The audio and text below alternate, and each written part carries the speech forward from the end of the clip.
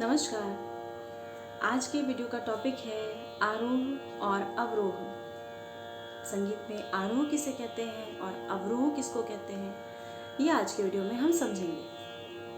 तो पहले आरोह, गाते बजाते समय स्वरों के चढ़ते हुए क्रम को आरोह और उतरते हुए क्रम को अवरोह कहा जाता है। मतलब चढ़ते हुए क्रम को जैसे सा से जैसे जैसे हम ऊपर की तरफ बढ़ते जाते हैं, सा रे ग म प ध नि सा, तो ये आरोह है यानी कि चढ़ता हुआ क्रम, और उतरता हुआ क्रम सा नि ध प म ग रे सा, ये उतरता हुआ क्रम अवरोह कहलाता है। अब लेकिन कुछ रागों में ऐसा देखा गया है कि स्वरों का मतलब चढ़ता उतरता ऐसा सपाट सीधा प्रयोग न होकर वक्र रूप में भी प्रयोग होता है। तो वक्र रूप में मतलब टेढ़ा मेढ़ा ऐसे क्रिस क्रॉस जाते हुए भी स्वरों का प्रयोग होता है। तो अगर हम इस परिभाषा के हिसाब से चलें कि गाते बजाते समय स्वरों के चढ़ते हुए क्रम को ही आरोह कहा जाता है और उतरते हुए क्रम को ही अवरोह कहा जाता है, तो कुछ राग तो ऐसे हैं जो आरोह अवरोह की कैटेगरी से ही बाहर हो जाएंगे, क्योंकि उनमें स्वरों का वक्र प्रयोग भी किया जाता है। मतलब सीधा सपाट प्रयोग ना होके, चढ़ता उतरता प्रयोग ना होके उनका टेढ़ा मेढ़ा यानी कि वक्र प्रयोग भी किया जाता है। जैसे कि ऐसे एक राग का उदाहरण अगर मैं आपको दूं, राग केदार। राग केदार में हम देखेंगे कि कुछ स्वरों का वक्र में भी प्रयोग होता है। जैसे राग केदार का आरोह और अवरोह हम देखें तो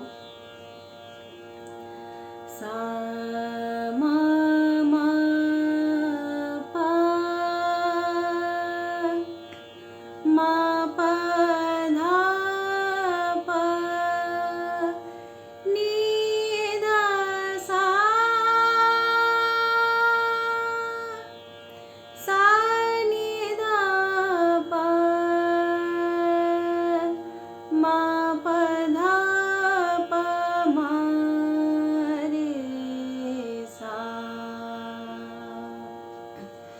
इसमें हमने देखा कि सा मा मा पा मा पा धा पा, यहाँ पे स्वरों का सीधा प्रयोग ना होके हम देखते हैं कि वक्र में प्रयोग हुआ है, और नी धा सा, ध नी सा ना होकर नी ध सा है।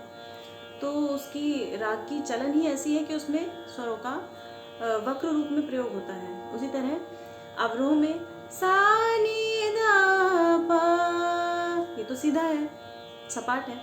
मा पा धा पा, ये वक्र हो गया, मा रे सा। तो केदार ही नहीं, ऐसे कई राग हैं जिसमें स्वरों का सीधा प्रयोग, सीधा सपाट प्रयोग ना होके वक्र रूप में प्रयोग होता है। तो ऐसे राग आरोह अवरोह की परिभाषा पे फिर खरे नहीं उतरते, क्योंकि आरोह अवरोह की परिभाषा तो मैंने आपको जो बताई, और जो हमें संगीत ग्रंथों में भी यही परिभाषा मिलती है कि मध्य सा से लेकर स्वरों के चढ़ते हुए क्रम को आरोह, और तार सा से लेकर स्वरों के उतरते हुए क्रम को अवरोह कहा जाता है।